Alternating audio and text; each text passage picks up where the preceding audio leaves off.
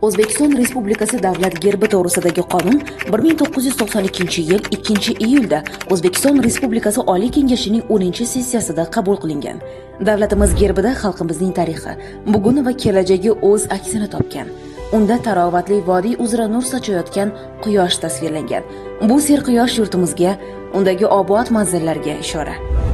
Baland tog'lar oralab oqayotgan daryolar mangulik timsoli bo'lsa, gerbning so'l tomonidagi bug'doy boshoqlari xalqimizning rizq ro'zi butunligidan, o'ng tomonidagi qiyg'os ochilgan g'o'za ifodalangan chambar yurtimizning odamlarining oppoq orzulari, ezgu niyatlaridan dalolatdir.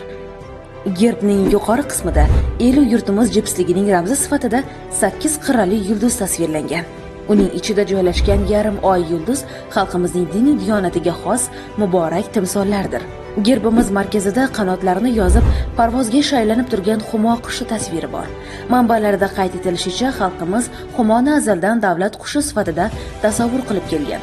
Gerbning pastki qismidagi davlatimiz bayrog'ini ifodalovchi chambar tasmaga O'zbekiston so'zi bitilgan.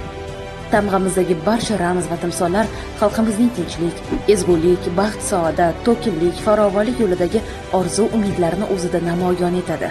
Gerbimiz o'zini shu yurt farzandi deb bilgan har bir inson uchun cheksiz faxr va iftixor manbai.